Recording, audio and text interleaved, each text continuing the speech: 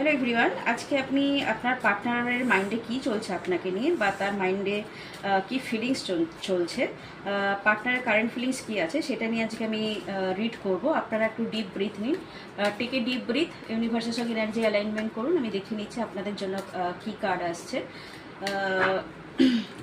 Next 24 আওয়ার্সের জন্য আপনার partner আপনাকে নিয়ে কী চিন্তা ভাবনা করছে।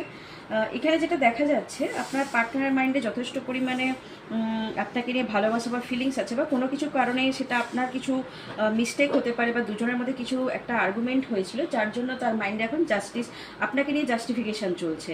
কোনো কিছু নিয়ে তার মাইন্ডে একটু তার মাইন্ডে কোনো কিছু ভাবছে যে আপনি এটা ঠিক করেননি, বা আপনার কাজটা করাটা ঠিক হয়নি, কিন্তু ফিলিংস আপনার ওপর আছে।